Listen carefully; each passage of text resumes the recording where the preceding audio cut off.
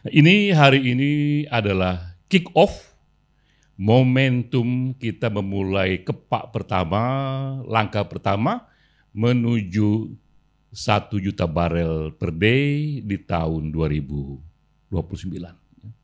Kita mencoba itu dan ujung dari sini nanti Bapak sekalian FGD dengan direksi dan komisi dan komisaris menghasilkan satu executive summary yang siap dibaca Presiden di tahun 2029 itu akan tercapai ya. Dan juga nanti dia menjadi satu buku utuh yang juga ini akan menjadi referensi di 15 tahun dari sekarang, 20 tahun dari sekarang ini akan menjadi satu studi yang menunjukkan bahwa pernah di satu momen kita mencoba mencapai sesuatu yang awalnya dianggap susah dicapai. Karena itu mindset kita ketika kita kerjakan ini, memulai kerja ini bukan sekedar program, ini bukan sekedar kerja, ini game changer. Jadi satu kerja yang pada waktunya jika dicapai, dia bisa mengubah banyak hal. Nah, saya cerita dulu background-nya. Asal-usulnya, ini the social origin of the ideas. Dari mana datangnya awalnya ini 1 juta barel per day itu. Dalam percakapan dengan teman-teman di komisaris, BOC, BOD, ya, sering saya kutip satu ungkapan dari Victor Hugo yang mengatakan bahwa tak ada yang lebih kuat dibanding gagasan yang waktunya telah tiba. Nah, saya katakan berkali-kali kepada teman-teman di BOD dan BOC bahwa 1 juta barel itu yang akan kita capai tahun 2029 itu waktunya sudah tiba. Pertama karena Presiden Prabowo sendiri yang menyatakannya. Dan dia adalah pemangku tertinggi di Pertamina ini ya. Dan juga karena teknologi, bahkan AI juga sudah datang dan sudah ditiba di sana. Tinggal bagaimana kita merangkumnya. Nah ini saya katakan karena sebelumnya memang kita terlebih dahulu mendengar paparan teman-teman dari BOD, Ibu Mary dan teman-teman tim sudah berupaya memberikan roadmap apa yang akan dicapai hingga tahun 2029 dan lainnya.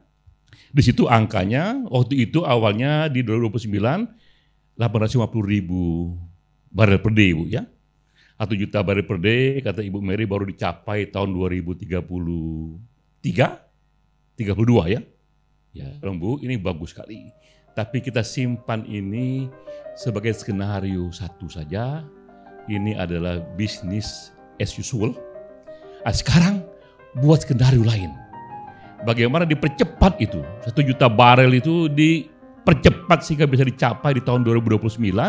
Kenapa? Karena di saat itulah akan datang Pilpres ya, dan saat itu kita pengen Presiden berkata ketika menjelang Pilpres itu bahwa saya ketika dipilih di tahun 2024 itu produksi kita masih sekitar 450.000 2024 atau 500.000 barel per day, 550.000 barel per day. Tapi hari ini 5 tahun saya memangku jabatan ini kita sudah mencapai 1 juta barel per day. Nah itu seksi ya. Dan itu bagus. Dan itu lebih dekat pada ide besarnya menuju kemandirian energi. Nah, awalnya tampaknya BOD juga merasa ini agak susah dicapai. Tapi saya kata Bu, kita capai ini sebagai sebuah ijtihad ya. Sebagai sebuah ikhtiar, tercapai bagus, tapi minimal kita tahu kita sudah mencoba ya. Jadi kata Nietzsche itu bahwa jika kita bekerja hanya bekerja, itu biasa saja. Tapi jika kita bekerja ada perjuangannya, mencapai sesuatu yang agak sulit, itu sesuatu. Lalu kita terpikir, kita kerjakan itu diskusi bahwa pencapaian yang tidak biasa juga membentukkan mindset yang tidak biasa. Satu langkah-langkah untuk mencapai hal-hal yang di luar yang biasa, juga butuh mindset yang berbeda. Lalu kita mulai menyusun kisi-kisi apa yang bisa kita kerjakan untuk mencapai 1 juta barel per day itu di ujung tahun 2029. Nah, kita coba membuat kisi-kisi. Nanti kisi-kisi inilah yang akan dipertajam oleh teman-teman konsultan dengan FGD yang intens kepada teman-teman direksi. Nah, terbayang di kita, waktu itu kita susun ada 6 kisi-kisi yang nanti silakan dipertajam. Ya. Pertama adalah merger dan akuisisi yang diperkokoh. Ya. Kita menyebutnya ini merger dan akuisisi 2.0 ini. Ya. Ini dia berangkat dari satu konsep bahwa produksi nasional tidak lagi dibatasi pada teritori nasional. Bahwa bumi Tuhan ini juga milik semua, tergantung bagaimana secara bisnis dia bisa dikuasai. Karena kalau kita hanya batasi diri produksi Indonesia pada teritori Indonesia ini, kita lihat data bahwa wilayah Indonesia ini hanya 1,6% dari wilayah dunia. Mengapa kita menyempitkan diri kita soal produksi nasional hanya pada satu teritori yang hanya 1,6% dari bumi manusia? Karena itu kita perluaslah itu, jadi kemanapun yang mungkin, jika itu memang bisa dilakukan melalui merger dan akuisisi, kerjakan itu. Nah, apalagi kemudian ada contohnya, ini juga saya berulang katakan, ini contoh yang pernah terjadi, merger dan akuisisi yang dilakukan China terhadap Nexon di Kanada tahun 2012. Ini China mengambil big fish, mengambil ikan besar, dia bisa akhirnya dengan mengakuisisi itu menghasilkan 200.000 barel per day, dan itu dilakukan hanya dalam waktu 7 bulan saja. Cepat sekali prosesnya, biayanya itu sekitar 15,1 miliar US dollar, tapi dalam waktu 10 tahun kembali dia. Nah, kita sudah punya referensi ya, bahwa kita tidak melakukan apa yang mustahil, apa yang tak pernah, tapi kita hanya mengikuti, melihat, dan memodifikasi apa yang pernah. Nah, bagaimana caranya? Ya. Kita ikuti seperti Cina itu, cepat sekali prosesnya, dapat satu big fish, satu isi yang besar, impaknya memang mahal memang ininya, tapi dalam 10 tahun dia kembali. Nah, karena itu juga kita katakan, oh kalau begitu, ini kita hanya seperti itu jika merger dan akuisisi kita ini dibuatkan task force yang khusus. Sehingga kita sebut dia menjadi MNE 2.0. Yaitu satu task force yang baru sehingga kita bisa cepat bergerak dan juga bisa mendapatkan isi yang impaknya lebih besar. Tapi justru di situ masalahnya ya. Bagaimana membuat task force merger dan akuisisi yang baru yang bisa cepat sekali. Nah, bapak-bapak dan ibu-ibu membantu merumuskan itu ya. Beberapa yang sudah kita pikirkan supaya bisa mempercepat itu, mungkin task force ini kita ajak teman-teman, ada wakil juga dari misalnya BPKP, dari Jamdatun untuk ikut serta di dalam, juga dari Danantara ya, sehingga itu bisa mempercepat prosesnya itu. Dan jika perlu juga kita ajak juga itu World Talenta, orang-orang yang hebat di dunia untuk lobby-lobby, membantu kita juga melobi apa yang ada di luar. Apalagi nanti ini kita diharuskan investasi di Amerika, tanpa ada bantuan lobbyis yang internasional yang bagus, susah kita mendapatkannya itu. Jadi pertama ini adalah coba diolah. Jadikan itu merger akuisisi menjadi satu kekuatan kita yang baru dan mereka 1 juta barel itu.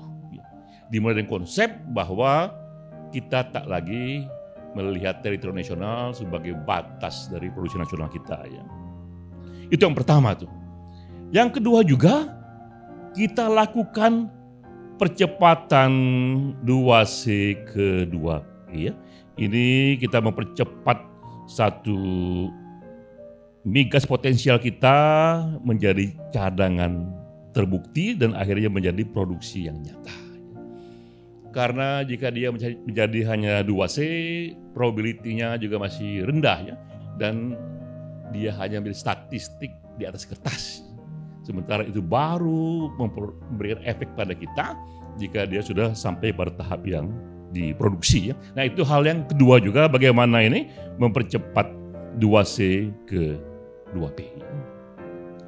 Ketiga juga yang juga perlu dieksplor adalah percepatan minyak non-konvensional hingga dapat berproduksi 150 barel per day secara bertahap dari 2006 hingga 2029. Nah ini pun juga dieksplor ya, bahwa minyak non-konvensional ini yang sudah mengubah Amerika Serikat.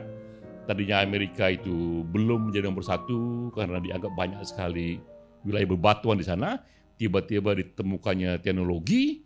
Dengan teknologinya itu mereka akhirnya sekarang ini menjadi negara yang produksinya bahkan melampaui negara-negara Timur Tengah. Ya. Jadi teknologi bisa mengubah apa yang dulunya ekonomis, tidak ekonomis menjadi ekonomis. Nah kisi-kisi keempat juga bagaimana kita mempertahankan dan decline rate hanya 6% per tahun saja. Apalagi jika kita ini banyak lapangan tua. Nanti lihat datanya, jika tak salah ini, decline rate kita itu sekitar 8% sampai 10%. Bagaimana jadi tahan lebih lambat lagi dengan aneka teknologi, dengan anak kimia, sehingga hanya 8 sampai 6% saja. Yang kelima juga ini efisiensi biaya pengeboran MNK secara bertahap sehingga kisarannya bisa hanya 14 sampai 15 juta US dollar khususnya dalam tahap pengembangan. Ini pun juga coba dieksplor bagaimana efisiensi bisa kita kerjakan dalam pengeboran MNK kita. Nah, yang keenam ini yang juga penting bahwa banyak sekali hal-hal yang berada di luar kendali kita terutama menyangkut perizinan dan juga menyangkut fiskal insentif ya. Itu di luar PHE tapi itu besar efeknya pada PHE. Nah, silakan Bapak-bapak Ibu sekalian, bagaimana rekomendasi yang diberikan dan ini akan kita bawa ke Presiden karena hanya Presiden nanti mungkin yang bisa mengatasinya. Termasuk juga kita gunakan di sana teknologi mutakhir dan kita libatkan dunia usaha seluas mungkin.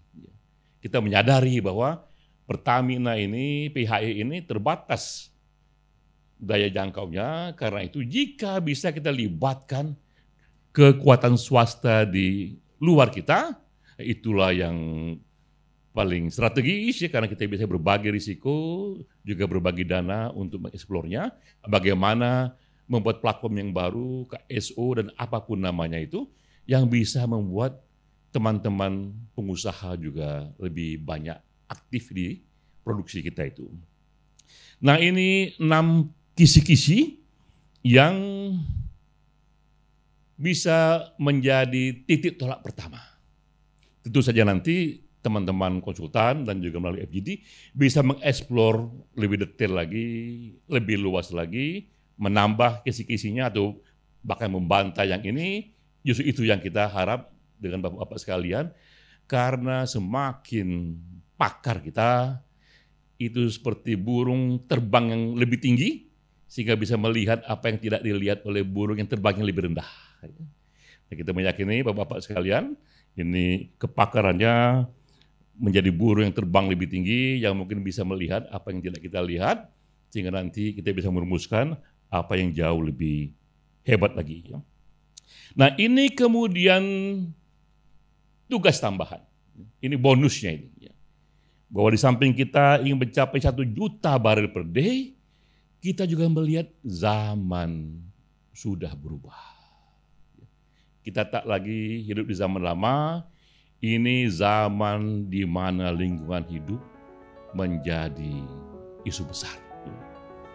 Kalau kita melihat di berbagai belahan dunia, terjadi ini krisis iklim, yang orang bilang ini bumi memanas, ekosistem runtuh, dan energi bersih semakin dicari karena itulah yang dianggap bisa menyelamatkan peradaban tanpa menghancurkan rumah tempat manusia hidup. Nah karena itu juga kita mulai juga membuka bab baru kapanpun bisa, ya. Kapanpun ada jejaknya, coba juga buat PHE ini pelan-pelan akan dikenang juga sebagai pelopor dari energi rendah karbonnya itu. Jadi kapanpun bisa, lakukan itu. Karena ini pun akan membuat kita di PHE ini dikenang di Asia Tenggara khususnya salah satu pelopor yang menjadi pemimpin dari satu energi yang rendah karbonnya itu. Nah, kita punya beberapa jejak di sana ya. Kita udah diskusi kemarin itu. Pertama adalah ini di Badak LNG ini. Ya, di sana kita sudah lakukan satu eksplorasi. Nah, sekarang bagaimana misalnya di PT Badak LNG itu yang sudah mengubah CO2 ke DME dan metanol itu dieksplor menjadi pusat inovasi rendah karbon. Sebagai bagian dari awal kerja kita, bab baru kita, mengapa di PT karena di struktur gasnya itu sudah cukup ya dan sudah siap untuk diuji coba. Ya. Jadi PT Badak pun bisa dieksplor di sana, dijadikan bagian dari langkah pertama kita untuk bab baru energi yang rendah karbon. Dan juga dimanapun bisa, hanya jika dimanapun bisa juga mulai kerjakan itu carbon capture storage ya, yang kalau di kita ini jika tak salah sudah ada di Jawa Tengah ya, di Kabupaten Blora, di Sukawati. Oke, nah, itu juga bisa dieksplor ya. Nah, jika bisa juga sebelum tahun 2029 kita pun juga sudah mendapatkan sertifikasi internasional untuk rendah karbon itu. Sehingga di bawah pimpinan BOC dan BOD yang baru sekarang ini, dua hal sekaligus kita raih di sana. Pertama 1 juta barel di tahun 2029, dan kedua ada jejak-jejak yang makin keras, bukti yang makin kokoh bahwa kita pun sudah memulai satu energi yang rendah karbonnya itu. Ya. Nah jadi itulah kira-kira satu pandangan, satu framework ya dari kita di sini bahwa jadikan kerja ini tidak hanya sebagai program biasa, ya, tidak hanya sebagai kerja yang rutin kita kerjakan, tapi jadikan ini sebagai satu game changer, bahwa di balik pencapaian ini ada gagasan yang jauh lebih besar lagi yang mau kita capai. Ya. Jadi $1 juta per day di tahun 2009 itu hanya bagian kecil saja dari percepatan gagasan jauh lebih besar kemandirian energi. Sementara tadi juga satu upaya membuat jejak yang rendah karbonnya itu juga bagian kecil saja dari gagasan jauh lebih besar bahwa kita pun mulai mencintai bumi, menjaga bumi, energi ini kita ambil dari bumi dan kita kembalikan kembali kepada bumi dengan cara yang merawatnya itu. Ya. Dan bapak-bapak ibu sekalian, bapak-bapak ibu sekalian jauh lebih pakar secara teknis soal ini. Saya selaku komisaris utama lebih sharing hal-hal yang sifatnya lebih strategis saja. Ya. Bahwa bapak, marilah bersama kita membuat satu jejak. Ya. Kita membuat satu ikhtiar bahwa nanti berhasil atau tidak, sisanya adalah perjuangan. Wassalamualaikum warahmatullahi wabarakatuh.